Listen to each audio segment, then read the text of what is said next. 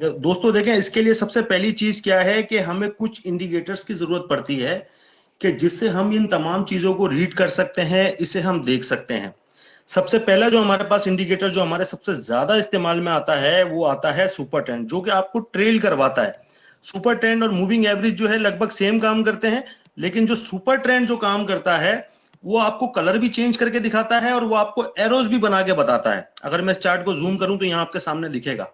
इसमें हमने क्या करना है, इसमें जैसे हमने सुपर ट्रेंड लगाया, सुपर ट्रेंड की हमने सेटिंग में जाना है। ये वीडियोस हमारे चैनल के ऊपर भी हैं, आप जाके देख सकते हैं। इसकी सबसे पहले हमने इनपुट में जाने के बाद इसकी हमने सेटिंग को थोड़ा सा चेंज करना है।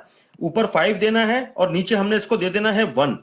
और मैं इसे यहाँ पे मार्किंग के साथ आपको समझाने की कोशिश करता हूं। ऊपर हमने लेंथ में डालना है 5, नीचे डालना है हमने 1।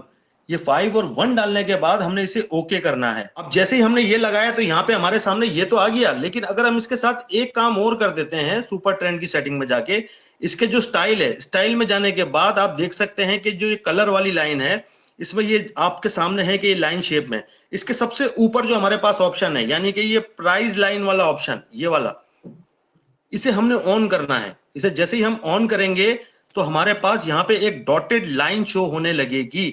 हमने यहाँ पे इसे ऑन कर दिया, देखिए पीछे अब डॉटेड लाइन आने लग गई है। तो अब ये है स्टॉप लॉस। जैसे कि भाई ने पूछा मारी के बारे में, हमने यहाँ पे लगाया मारी का चार्ट और हमने यहाँ पे देखना है कि मारी इस टाइम किस पोजीशन पे है। ये इंडिकेटर हमसे क्या कह रहा है, ये देखिए वाजे तौर पे इसने जो है कॉल जनरेट की है सेल की। अगर आपको दिख रहा होगा तो यहाँ पे आपके सामने सेल का एरो भी मौजूद है, यहाँ पे आप देख सकते हैं और इसके ऊपर गौर कर सकते हैं। अब मैं अगर कुछ बोलूं या कोई भी बंदा कुछ बोले, उसका बोलना जीरो है। जो हमें इंडिकेटर कह रहे हैं वो बात है असल में सच्चाई। इसका ना ही आपसे कोई कमीशन जनरेट होता है, ना ही इसको आपसे कोई गरज है, ना ही किसी किस्म का इसका आपसे कोई मफाद है। अच्छा, अब हम ये कहते हैं कि यार शायद हमने सुपर ट्रेंड लगाया, शायद सुपर ट्रेंड ये कह रहा है, हो सकता है और कोई इंडिकेटर ऐसा हो कि जो इस टाइम इसका पॉजिटिव शो कर रहा हो। अगर इसका रिजल्ट अच्छा आता तो ये इस तरह की कैंडल बनाने की कोशिश नहीं करता। अगर रिजल्ट इसका देखें, ये हम सोच रहे हैं कि मंडे वाले दिन रिजल्ट आएगा, लेकिन जो इनसाइडर्स हैं उनके पास रिजल्ट होगा। ये जो कैंडलें बनी हैं, ये 3, इससे पिछली वाली, ये भी इसी जमरे में बनी है। अगर हम ये सोचते हैं कि यार इसका रिजल्ट अच्छा आएगा या अच्छा होगा, शायद ये सुपर ट्रेंड इंडिकेटर हमसे गलत बयानी कर रहा है, तो हम यहाँ पे एक दो इंडिकेटर्स की मदद और ले सकते हैं। जैसे मिसाल के तौर पे हमने यहाँ पे लगा देना है MACD। ये बड़ा मशहूर इंडिकेटर है, बहुत अच्छा इंडिकेटर है। आप जैसे ही यहाँ पे इसे अप्लाई करेंगे, नीचे ये एक इंडिकेटर आ जाएगा, डबल लाइन इंडिकेटर होता है ये, और ये बहुत अच्छा परफॉर्म करता है। अगर इसके अंदर देखेंगे तो पॉजिटिव डाइवर्जेंस तो है जो उसकी जो नॉर्मल सेटिंग है, लेकिन अगर देखें तो उसकी जो जो पॉजिटिविटी है और जो उसकी लाइनों की जो जिसे कहते हैं कि करीब होना, तो काफी करीब है लाइनें आपस में। लास्ट हिस्टोग्राम देखें आप, ना होने के बराबर है। ये तो इसकी जो बाय डिफॉल्ट सेटिंग है ये तो वो बता रहा है, लेकिन हम जिस सेटिंग के ऊपर काम कर रहे हैं वो तो बहुत ही एक जिसे कहते हैं कि थोड़ी सी एडवांस है और थोड़ी सी सख्त है।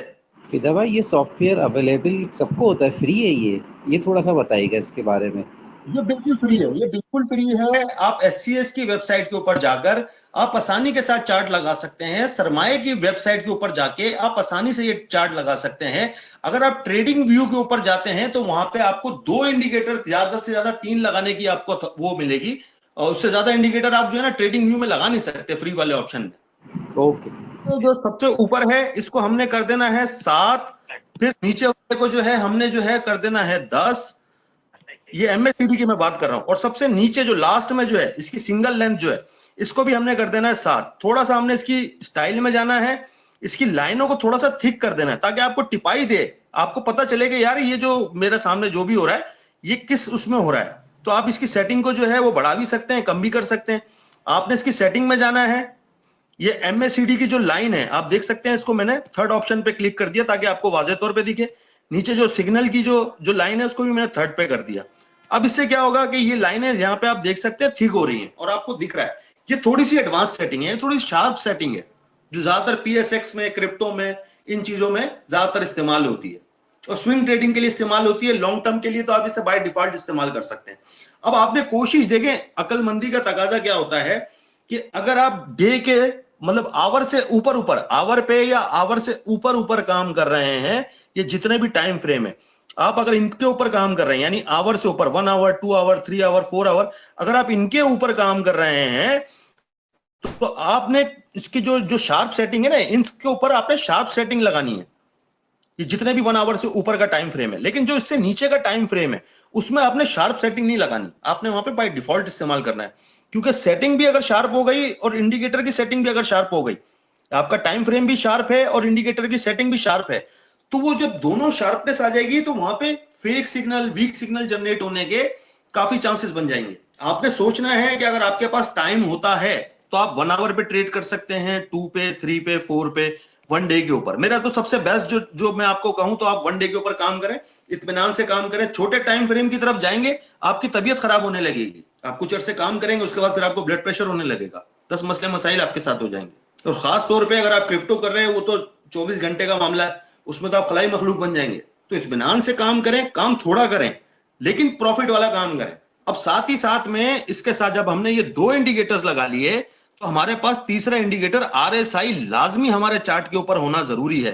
ये बात मैं आपको बताऊं कि ये इंडिकेटर लाजमी आपने लगाना है, इससे आपको ओवरसोल्ड और ओवरबॉट पोजीशन पता चलेगी। अच्छा, इसके अंदर एक चीज आपने और करनी है, ये जो RSI हमने लगाया है, ये RSI के अंदर एक लाइन इसके साथ और आती है। आपने कैसे लगानी है उस लाइन को, आपने RSI के जो सेटिंग वाला ऑप्शन है इसमें आपने जाना है, ये मैंने मार्किंग भी कर दिया, आप लोग देख सकते हैं इसे।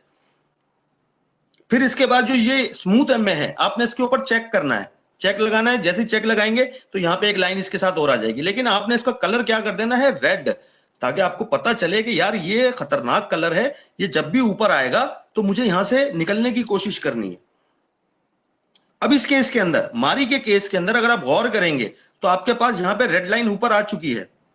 यहां पे अगर MACD को देखेंगे वो भी डेंजरस है, और अगर ऊपर आप उसको देख रहे हैं सुपर ट्रेंड को, तो वो भी वाज़ेह तौर पे आपको कह रहा है कि यहां पे खतरनाक है ये।